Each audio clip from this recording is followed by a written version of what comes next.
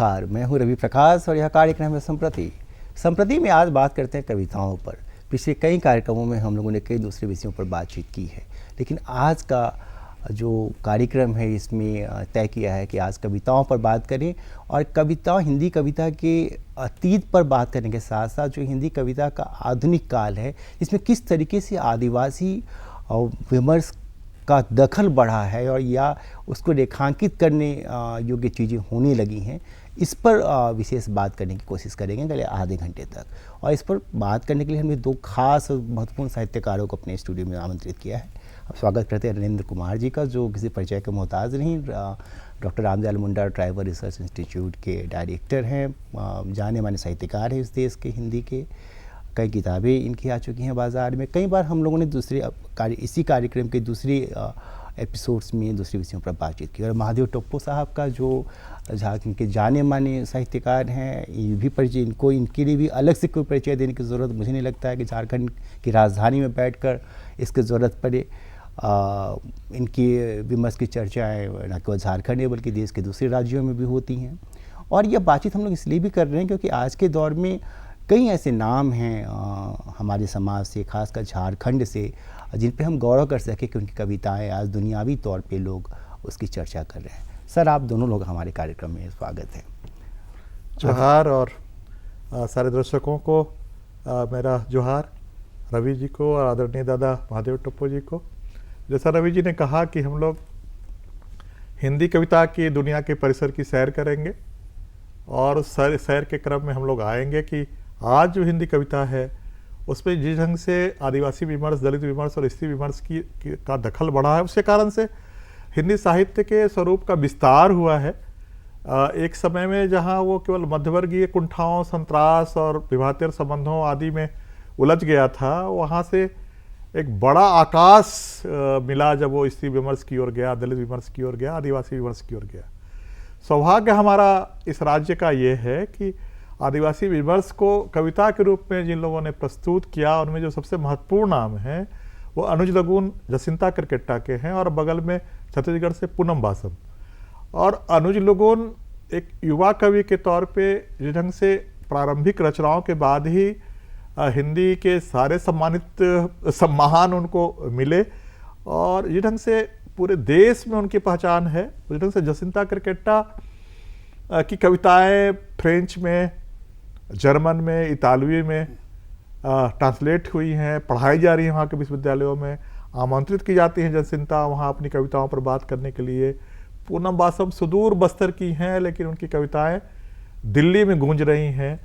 तो ये हिंदी साहित्य के परिसर को आकाश देने का काम आदिवासी स्वर ने किया है, उसे नया रंग दिया है, एक हरा गहरा रंग जो हमारे साल वृक्ष का और हमारे जंगलों का रंग होता है, वहाँ की जो खुशबू होती है, मांदर की ध्वनियाँ होती हैं, नगाड़े का जो स्वर होता है, वो सारी चीज़ें हिंदी कविता के परिसर में पहुँची हैं। और तत्सम और जो एक अभिजात्य जो स्वरूप था उस कविता का, वो कविता का स्वर बदला है और उस पर हम लोग आज बात करेंगे, आगे बात बढ़ाएंगे। महादेव दा। नमस्कार, जोहार। और जैसा कि रणेंद्र जी ने कहा कि ये झारखंड के आदिवासी कवियों ने कविता को एक सिर्फ राष्ट्रीय स्तर पर ही नहीं बढ़ाया बल्कि उसको अंतर्राष्ट्रीय स्तर पर ले गए हैं। तो उसके मुख्य वजह ये है कि आदिवासी जीवन में जो अच्छाइयाँ हैं, जैसे कि आज तक दूसरे लोग दूसरों की नज़र से देखते थे, लेकिन आज आदिवासी कवि, आदिवासी रचनाकार जो खुद उस परिवेश में जी रहा है और वहाँ से उनके जो अनुभव है, उन अनुभव को, उन दृष्टिकोण को, वहाँ जो भी ज़िंदगी की विडंबनाएँ हैं, संघर्ष हैं, अच्छाइयाँ हैं, उन सारी चीज़ों को अपनी कविताओं में ला रहा है। तो ये सारी चीज़ें, जैसे कि इसके पहले के आज से 10-12 साल पहले की जो हिंदी कविताओं का चलता था, वो बोल रहे हैं ना, संतरास कुंठा, वो मध्यवर्गीय चेतना की संतरास कुंठा की बात करते थे। तो उससे मुक्त करने की ये जो कोशिश आदिवासी कविता ने की है, वहाँ प्रकृति के साथ सहजीविता है ना, और धरती के साथ उनके जो अंतरंग संबंध हैं, उनके जो पेड़ पौधे, चिड़िया पक्षी, नदी तालाब जो उनके जीवन संगी के रूप में हैं, इन सारे लोगों की बात की जा रही है। तो जो दूसरे लोग थे, मतलब जो सभ्य समाज बोलिए, जो इन बातों को अब तक नहीं समझ रहा था, वो इन कविताओं के माध्यम से उनके जीवन को महसूस रहा है, देख रहा है और जान रहा है कि जिस आदिवासी समाज को आज तक उपेक्षा की नज़र से देखा गया था, वह एक बहुत बड़ी भूल या गलती रही है, ऐसा मानते हुए वो सारे लोग आज अब पूरे, आप कोई भी पत्रिका देख लीजिए, आज सभी धरती, प्रकृति और मनुष्य के इस संबंध को, अंतरंग संबंध को समझने की कोशिश हो रही है। तो ये एक बहुत बड़ी उपलब्धि है झारखंड के कवियों के, उनके प्रयास की जितनी भी सराहना की जाए कम होगी। सर, इस बात को आप आगे बढ़ाइए। हाँ, मैं ये कहना चाह रहा था कि महादेव दा ने जो कहा कि आदिवासी जीवन और आदिवासी दर्शन जो है वो प्रकृति को अन्य नहीं मानता है, कोई वो अदर नहीं है, वो प्रकृति का हिस्सा है और जो स्वाभाविक है भी। हम अप्राकृतिक तो नहीं है, अननेचुरल तो, कोई रोबोट तो हम नहीं है। जो ये कायनात है उसके एक छोटा सा हिस्सा, एक कण हम हैं। और वो उनका मानना है बाकी दर्शनों में कि मनुष्य जो है वो चूंकि चिंतनशील प्राणी है इसलिए सर्वश्रेष्ठ है। तो सर्वश्रेष्ठता का जहाँ आप निर्धारण करते हैं कि मनुष्य सर्वश्रेष्ठ है बाकी प्राणियों से, तो फिर एक हायरार्की शुरू होती है। फिर कि गोरे लोग बाकी लोगों से हैं, ब्राह्मण जो है अन्य लोगों से है। आदिवासी ऐसा नहीं मानता है, मानता है कि प्रकृति में चाहे जीव जगत के लोग हों या वनस्पति जगत हो, सबकी बराबर हिस्सेदारी है। इस धरती पे मेरा हक उतना ही है जितना एक घास का या एक चींटी का। और ये प्रकृति कैसे कविताओं में आती है। अभी तीनों कवियों की, चूंकि हम आज बैठे हैं इसलिए कि तीनों का कविता संग्रह अभी तुरंत टटका आया है 2021 के अंत में या 22 के प्रारंभ में। ईश्वर और बाजार जसिंता करकेटा का, पत्थलगढ़ी अनुज लुगुन का, और मछलियां गाएंगे एक दिन पंडुम गीत, ये पूनम मासम का। इसलिए ये भी है कि तुरंत इनका संग्रह आया है और तीनों संग्रह देश के सबसे सर्वश्रेष्ठ प्रकाशन से आया है। अब वो ये भी नहीं रहा है कि ये हमारे कवि जो है वो पांडुलिपि लेके घूम रहे हैं और वो झारखंड झरोखा और यहाँ राजकमल और बानी जैसे प्रकाशक छाप रहे हैं इनको। आज जब ये बात करते हैं प्यार की, तो प्यार में भी प्रकृति कैसे छुपी हुई है। जैसे अनुज कहते हैं हमारा प्यार, तो उनका कहना है कि जिन्होंने नदी को नहीं समझा वो एक दिन प्यासे रह जाएंगे, जिन्होंने चिड़िया को नहीं जाना वो एक दिन बेसुरे हो जाएंगे, और जो पेड़ों की बात नहीं सुनते वो एक दिन नंगे हो जाएंगे, और जो तुमसे प्यार करते हैं वो लड़ेंगे इन सारी चीज़ों के लिए। क्या बात। जसिंता कहती हैं किस चीज़ से वह करता है प्यार।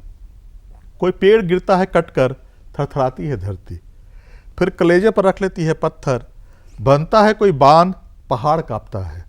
निशक्त हो चुकी नदी का उठाता है सारा भार, और पूछता है आदमी से किस चीज़ से वह करता है प्यार। और पूनम सागौन वृक्ष को लेकर कहती हैं कि सागौन की चौड़ी पत्तियां समेटना चाहती हैं जल जंगल जमीन की दुनिया, अपने रेशे में टहनियों में बांध कर लाल मिर्च बनाना चाहती हैं डारा मेरी जैसा कोई प्रतीक चिन्ह। चूस कर छोड़ दी गई हरियल छाती के लिए सागौन की मोटी जड़ें भीतर ही भीतर जमा कर रही हैं दर्द का मवाद। गिली मिट्टी की नमी में आंसू छुपाती सुबक रही जड़ें अब लिखना चाहती हैं उपेक्षा का एक पूरा का पूरा इतिहास। क्या तो प्यार की भी जब बात कर रहे हैं तीनों कवि, तो बिना प्रकृति का सहारा लिए हुए अपनी बात नहीं कहते हैं। तो वही बात सैद्धांतिक रूप से महादेवदा बोल रहे थे। महादेवदा से आग्रह है कि अन्य कविताओं पर थोड़ा सा जी। तो जैसे आपने कहा ये प्रकृति से जुड़ाव की बातें, तो चाहे जसिंता की देखें या पूनम वासम के या अनुज लुगुन के, तो ये सारे कविताएं हैं प्रकृति से तो जुड़ी ही रही हुई हैं।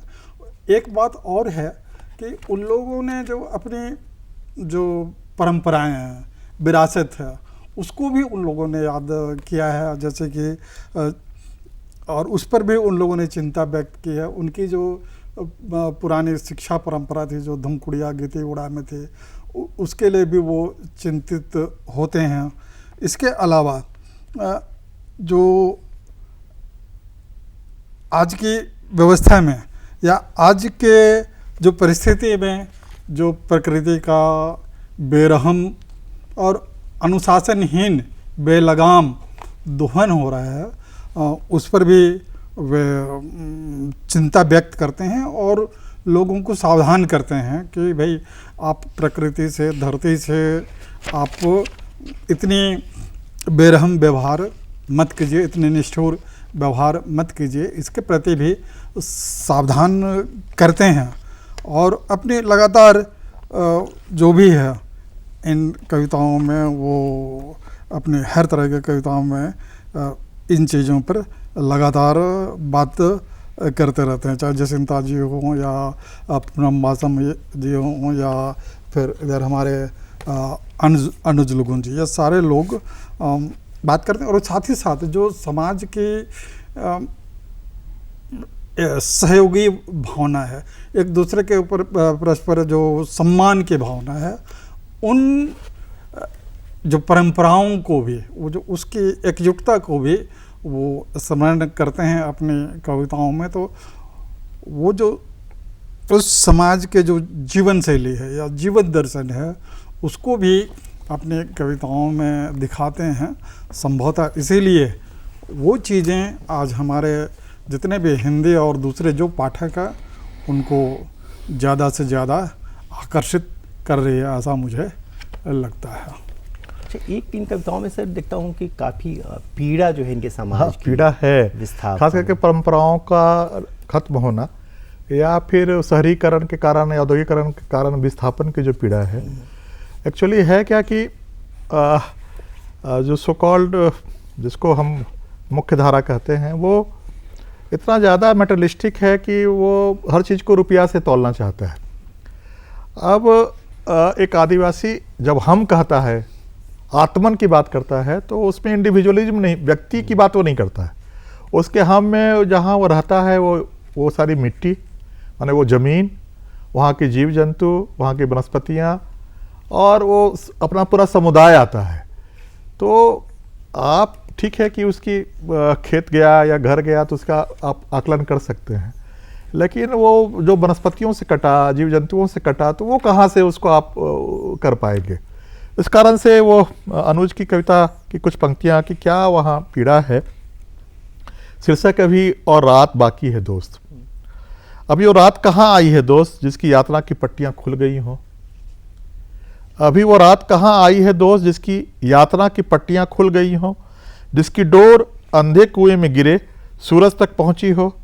अभी तो और पहाड़ बाकी है दोस्त, अभी और बात बाकी है, विचार बाकी है, इंतजार बाकी है। अब ईश्वर बाजार में जसिंता ने ईश्वर की सत्ता को ही चुनौती दे दी है। वो मानती हैं कि माँ सुनती रही, वो जो दिखता नहीं पर साथ चलता है, सब कहते हैं वही तो ईश्वर है। बार बार पलट कर देखती रही और हर बार अपने ही परछाई को पाती रही। एक दिन उसे यकीन होने लगा कि उसका ईश्वर जरूर बदल गया है उसकी ही परछाई में, और इस तरह वह उसके साथ है। वो अंत करती हैं, माँ चकित थी उस दिन जब तक उसके पास लालटेन है उसका ईश्वर उसके पास है। लालटेन के बुझते ही बुझ जाती है परछाई और खो जाता है अंधेरे में उसका ईश्वर भी। कितना कमजोर असहाय है वो। तो ईश्वर की अस्तित्व को जिस ढंग से चुनौती देती हैं, तो वही है कि जो पीड़ाएं हैं, जो उससे कोई समाधान नहीं दिख रहा है, जो एक गहरा सुरंग है अंधेरा, उस अंधेरे के बाहर, सुरंग के बाहर कोई रोशनी नहीं दिख रही है। तो सो कॉल्ड जो जिससे लोग राहत लेते हैं अनावश्यक ईश्वर की शरण में जाके, तो वो उसमें भी शरण में नहीं जाना चाहती हैं। उस सच्चाई को समझती हैं, उनकी जो तार्किक क्षमता है वो समझती है कि ईश्वर नाम की कोई चीज़ नहीं होती है। जो कुछ बदलना है हमें बदलना है, जो बदलाव आएगा मेरे कारण आएगा। और वो इसी बात को कहती हैं वो पूनम बासम अपने अंदाज में।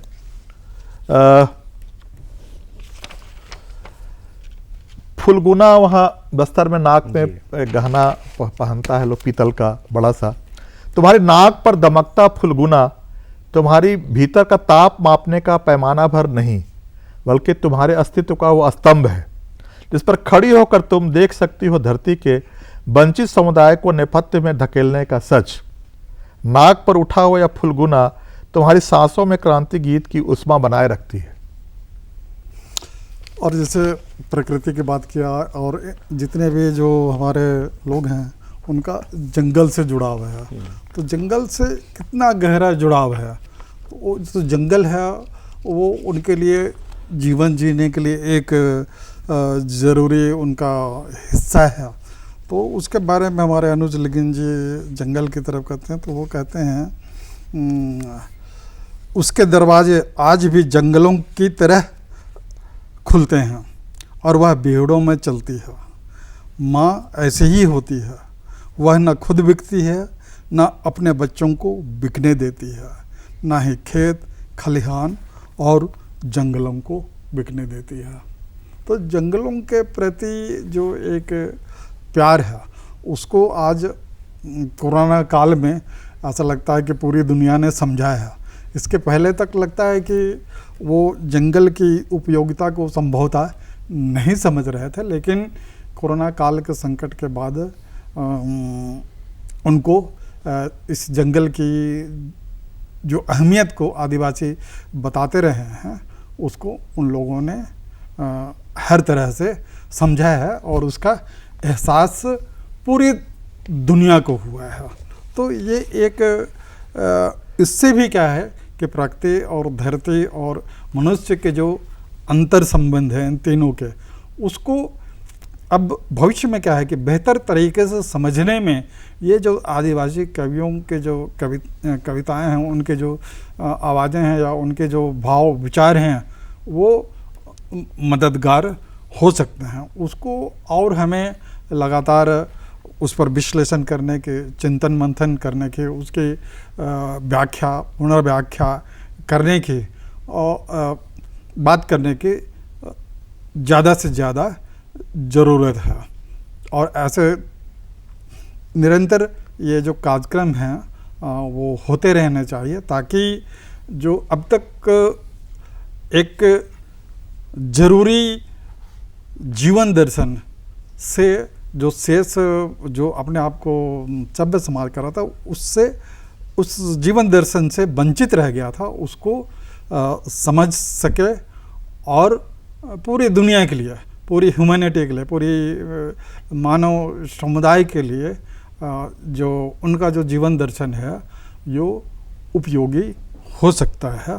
इस दिशा में हम सबको आगे बढ़ने की कोशिश करते रहना चाहिए। निराला ने वह तोड़ती पत्थर जब लिखा था तो उस कविता के माध्यम से जो श्रमशील महिलाएं हैं, जो श्रम से पसीने से डूबी हुई, उसका जो सौंदर्य है, उसके माता का रूप है, तो ये जो मेहनतकश महिलाएं जो हैं वो कवियों को, शायरों को आकर्षित करती रही हैं, उनका सलोना रूप आकर्षित करता रहा। पूनम बासम जो है वो दिहाड़ी की पर मजदूरी करके लौटी हुई महिलाएं जब वो जलप्रपात में नहा रही हैं तो उनको लगता है कि जो जलपरियों की जो कहानियां नानी से सुना करते थे या मिथकों में था, वो कोई मिथक नहीं था, वो सच्चाई है। और उसको कितना अच्छा ढंग से वर्णन करती हैं कि मिथक नहीं है जलपरियां। जलपरियों ने नहीं छोड़ा इस विकट समय में ही चित्रकूट जलप्रपात का साथ कि दिख जाती हैं जलपरियां दिन भर की दिहाड़ी के बाद, तेज धूप में झुलसी त्वचा पर खेत की गीली मिट्टी का लेप लगाती, एक ही बेड़ी से बंधे बालों का जी उगता जाने के डर से अपने खोसा के मुरझाए फूलों को पानी की तेज धार संग छिटक कर कहीं दूर बहाती, घुटनों तक लिपटी उनकी लुगा की गांठ खुलकर जब फैल जाती है नदी में, तो नदी का दिल हल्दी में लिपटे मोटियारी की तरह धड़कने लगता है। तो नदी का दिल हल्दी में लिपटी मोटियारी की तरह धड़कने लगता है और लुगा को इस तरह पटक पटक कर धोती हैं कि नदी की सारी मछलियां मदहोश हो जाती हैं। उनकी लुगा से लिपटकर कोई उन्मादी गीत गुनगुनाने लगती है। इंद्रधनुष की छवियां भी देर तक टकटकी लगाए निहारती हैं जलपरियों के इस अद्भुत सौंदर्य को। इंद्रधनुष की छवियां भी देर तक टकटकी लगाए निहारती हैं जलपरियों के इस अद्भुत सौंदर्य को। कभी कभी लकड़ी के भारी गट्ठर यहीं किनारे पटक हाथों के छालों को अनदेखा कर, छींद के पत्तों को चबा चबा कर अपने होठों को लाल कर नदी के पानी में खुद को निहारती लाल होठों को धीमे से भीजती बुदबुदाती हुई शर्माती हैं। शायद उस एक वक्त कोई मीठा सपना पल रहा होता है उनकी आंखों में। अक्सर दिख जाती हैं जलपरियां जाल फेंकती हुई, केकड़ा का शिकार करती हुई, हाड़ी बर्तन धोती, खेतों की मेड़ों पर नाचती, पत्थर पर मेहंदी के ताज़ा पत्तों को पीसती, या फिर आम के वृक्षों से लाल चिट्टियाँ इकट्ठा करती हुई और खोसा के लिए जंगल के पेड़ों की पत्तियाँ चुनती। जलपरियों का होना कोई मिथक नहीं है कि सचमुच की होती हैं जलपरियाँ। यही तो खासियत है आदिवासी कविताओं की। आप कोई कविता सुनाना चाहते हैं? इसमें एक शुक्रिया अदा करता हूँ। ये एक कविता है अनुज लुगुन की, पत्थलगढ़ी से। तो उसमें वो बताते हैं, उसकी अंतिम पंक्ति सुना रहा हूँ। मैं शुक्रिया अदा करता हूँ उस हर चीज़ के लिए जिसने मेरे अंदर की मिट्टी को बंजर होने से बचाए रखा। तो ये कह रहे हैं, तो वो अपनी मिट्टी को बचाया। तो ये इस तरह की चीज़ें हैं कि उर्वरता, जो धरती की उर्वरता है, उसको वो जो आदिवासी कवि है वो पूरी तरह बचाए रखना चाहता है, पूरी धरती की उर्वरता को। इसीलिए वो बोल रहा है कि भाई ये हमने जिसने मेरे अंदर की मिट्टी को बंजर होने से बचाए रखा। तो हमें मतलब मैं समझता हूँ कि ये उर्वरता धरती की है, मिट्टी की उर्वरता पूरे विश्व के लिए, पूरे मानव समाज के लिए बचा रहे तो बेहतर होगा। आदिवासी दर्शन में जो है मृत्यु के बाद कहीं परलोक की कल्पना नहीं है, किसी स्वर्ग और नरक की परिकल्पना नहीं है। वहाँ मृत्यु के बाद जो है अंतिम संस्कार के बाद छाया भितराना, मतलब कि उस आत्मा को आह्वान किया जाता है कि आइए हमारे घर में जो पुरखों का कोना है, गृह देवता का जो कोना है, वहाँ आके आप देवता के तौर पे आप निवास कीजिए। तो वो कोई स्वर्ग नरक की अवधारणा नहीं है, तो मानते हैं कि पूर्वज यही हैं। तो माँ की मृत्यु के बाद जो जसिंता लिख रही हैं कि तुम इस तरह आना। माँ मृत्यु शैया पर थी और मैं कहना चाहता था, एक जोड़ा तितली जब भी आए कमरे में मैं समझूंगा तुम हो। एक जोड़ा तितली जब भी आए कमरे में तो मैं समझूंगा तुम हो। क्या इस तरह तुम आ सकोगी मुझसे मिलने? मैं कहते कहते रह गया, पर जाते जाते उसने मुझे सुन लिया, माँ ने। और जब भी मैं देखता हूँ एक जोड़ा तितली घुस आती है कमरे में साथ साथ, मुझे लगता है माँ यही कहीं है मेरे आसपास। इन लोगों ने जो भी लिखा है, मतलब अपने समाज को देखते हुए और जो इनकी अपनी फीलिंग्स है उसको उकेरा है। क्योंकि हम लोग देखते थे, फिर निर्मला पुतुल भी शानदार कविताएं उन्होंने लिखा, वंदना टेटे कविताएं भी ठीक ठाक चर्चित हुई अपने ज़माने में। लेकिन अब जो कविताएं जसिंता और अनुज लोगन, खासकर अपूर्णा वास्तव में जिसकी चर्चा आप कर रहे हैं, ये लोग जो लिख रहे हैं, इसको जो दुनियावी पहचान मिल रही है सर, ये तो अद्भुत है। एक सवाल में, हालांकि मैं सवाल पूछूं तो शायद ये उचित नहीं होगा, आप कविता सुनाइए फिर मैं बाद में पूछूं। वो कहती हैं जसिंता कि जब वो प्यार करता है, एक साधारण सा आदमी जब किसी के प्रेम में होता है, वो उसकी हर बात से प्रेम करता है। उसके बोलने से, चुप रहने से, उसकी हंसी, उदासी, खुशी से, हर उस चीज़ से प्रेम करने लगता है जिससे उसे जरा सा भी प्रेम हो। दादा, तो ये जो कविताएं हैं हमारे आदिवासी कवियों के, और जैसे एक चीज़ मैं ज़रा अभी याद आया, हमारे रणेंद्र जी ने बताया कि जो हम लोग छाए भितारते हैं, तो एक चीज़ और परंपरा हमारे समाज में है कि जो हमारा धांगर होता है, जो हमारा नौकर होता है हमारे घर में, तो एक परंपरा ये कि घर मालकिन जो है मालिक से पहले उस धांगर को खाना देती है, जो कि ये इतनी बड़ी है हमारे यहाँ। तो जो आदिवासी समाज है, जो सबसे पहले घर के लिए मेहनत करता है, उसको वो सम्मान देते हैं। तो ये जो परंपरा है दूसरे जगह में कहीं नहीं दिखती है।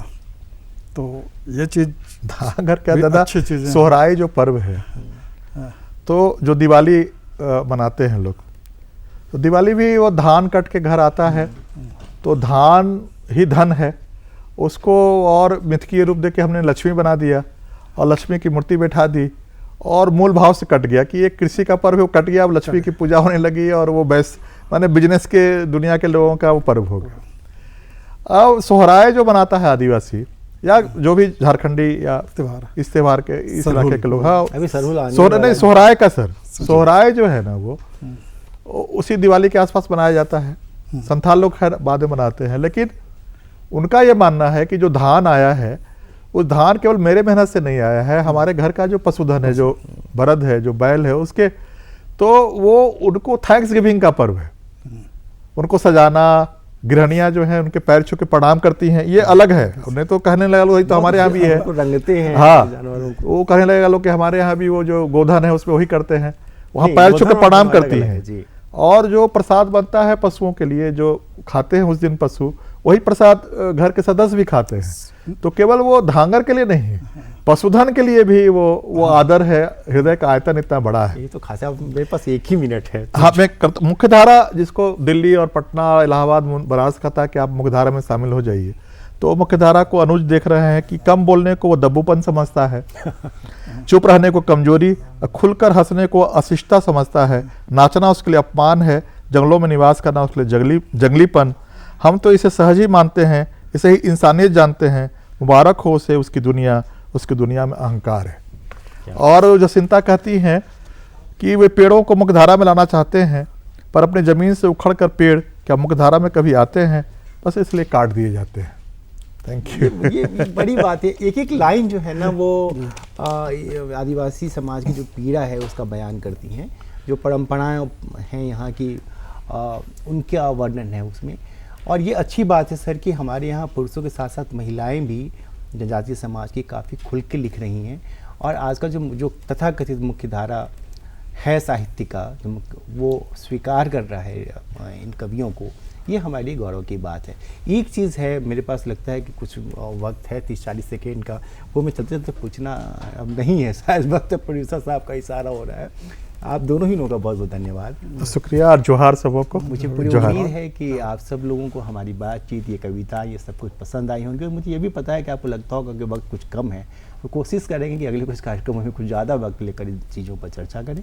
आप सभी लोगों को धन्यवाद। मुझे इस कार्यक्रम को रोकने की इजाज़त दीजिए। आपसे फिर मुलाकात होगी। नमस्कार, जोहार।